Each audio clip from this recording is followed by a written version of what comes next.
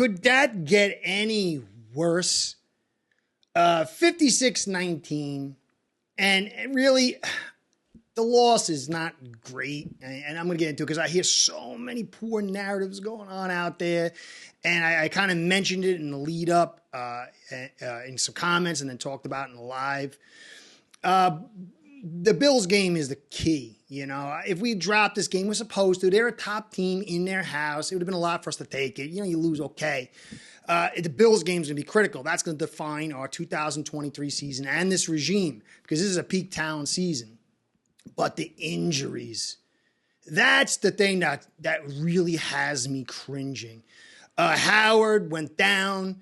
You know, I hear people talk about Fangio's defense doesn't travel well. Like, what's wrong with people? See this little image here?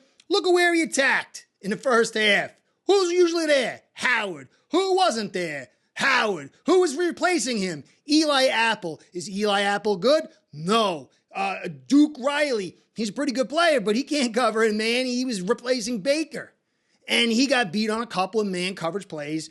But that area was taken advantage of because you were down your second cornerback and you had really nothing in there. It's about talent. So X going down in what looks like to be a long time is, I mean, at least 2 weeks. I don't know. It didn't look good. The cart, a foot, old guy with injury history. But the Chubb thing, ooh, man, he was having a good season.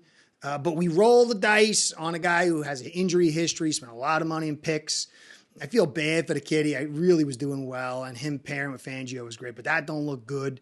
I think it looks like a knee. I thought it was hamstring at first, but it looks like knee. So having both those guys go down is probably the worst thing out of this loss.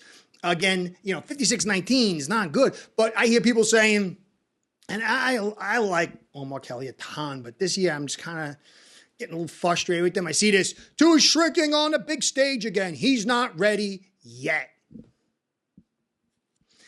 I'm not saying he had a great game. He had some good plays and he had some two bonehead those picks. Did McDaniel have a great game? No. But, you know, a lot of these writers, for some reason, I said, why is everybody writing all these articles this week of how awesome the offensive line is? The offensive line was terrible. If you cannot focus on this offensive line, look, there's problems. There's a whole litany of problems. You lost big time. But if you're not starting with that offensive line, then you're kind of like really not savvy. You know, I mentioned it all on the live. We had to run them out of their light box. They're the number one defense to sit in light box all day, and they make it very tough to complete passes. It's the number one in the league at 32%. But if you get them out of that light box, it drops to the worst at 46%.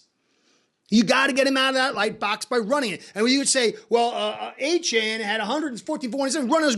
No, when you run a light box and nickel, running to the edge doesn't get you out of it. I mean, it's part of that, but mostly it's running inside. Look, they ran inside on us, and you saw more often than I'd seen in a long time, the base come out, 3 defensive linemen instead of just 2. You have to run inside to break these light boxes. Fangio didn't have a corner, didn't have anybody in the backdrop. We got Cam Smith, who's been injured, not able to play. We are barren in that spot, and they took advantage of it. Lamar's an unbelievable quarterback, MVP probably. And that offensive line was able to create pressure by running inside, by running outside, by blocking. You know, Fangio wasn't getting pressure with 4 guys. Wanted to bring the blitz a little bit more, but Lamar makes it tough.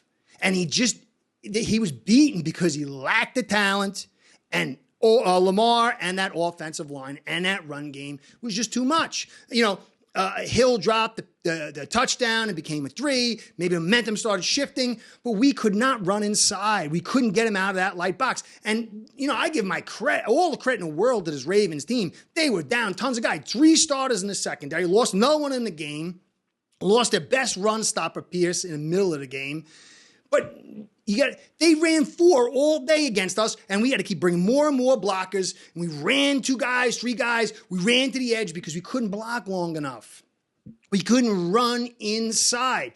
Tua, you should have made that pick, but why do we rush before the 2-minute warning to get the warning to get the play off? That was crazy. He rushed it. He made a bad throw. And then the other one where he got the pick in the second half, or he got a pick, after the fumble, and we got it back. There was only 2 guys in routes, the Chosen and Hill going like this and 2 posts inside, and they had 6 guys around him. They were rushing 4, and we had 1 leaker and Achane off to the left. He should have dumped it off, yeah, but he was already behind.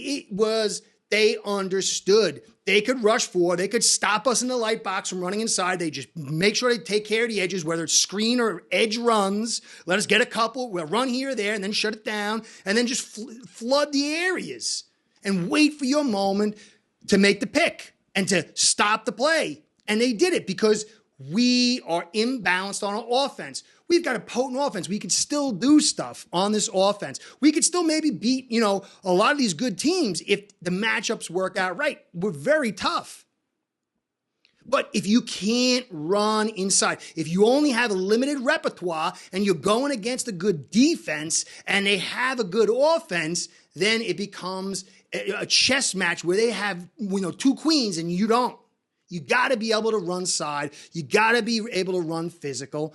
And, all week we heard how awesome every single player on this offense, every move Chris Greer made, this offensive line's unbelievable. Everything was done brilliantly. But they were down Zietler. They were rotating Stanley out and bringing all the guys in. But they were working on their backups, and they beat the snot out of us. They brought Rickard in. They ran physical. Physical is controlling the A and B gap, just like chess. Control center 4 squares, and then you have major ability to affect the entire board. And when you have a guy like Lamar who's able to move, you can't really blitz him too much. You got to keep your zones or else he'll burn you. And then he throws, and then you were able to run. I mean, they took one of the drives and just ran straight down the middle on us from one end of the field to the other.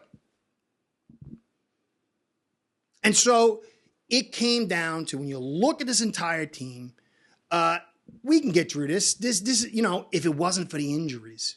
But Tua, Lamar is as good as Lamar is. He had the ability to run side. Tua didn't. Lamar had the ability to block with 5 and put 3 and 4 guys in routes. We mostly didn't. We had to get the ball off quick. We had to really run max protect and maybe 2 guys go deep, maybe 3 on occasion, but then it got dicey and nervous, and then you had to tighten it all up again. And still, we did some great stuff. Tua made some really good throws, also some not so good ones. But McDaniel and Tua, they might not be the guys to win the Super Bowl. Maybe they will, but their hands are tied behind their back. And all this coverage about how awesome the offensive line is. I said, if the offensive line is awesome as it is, and we can pass block like the 84 Dolphins, run block like the 72 Dolphins, and then we got a MVP candidate in Hill, MVP candidate in Tua, and we got Fangio and his awesome defense, then if things don't go right, it's going to fall on Fangio, McDaniel, and Tua. But the reality is, Tua and McDaniel and Hill and Waddle have been throwing the protection, and we can only run to the edge, occasionally run inside against lesser teams and in certain situations, but not with the regularity we need. Now, Hunt's coming back, and that is a big, big deal, guys. When Hunt comes back, it's going to create a physicality. I still say put Jones on the left and Hunt on the right and just get that physical inside stuff. Center position, I don't know, with Eichenberg or whatever. This is not a good situation. You lose Chubb. You're down Phillips. You might not have Baker. You're going to be without X.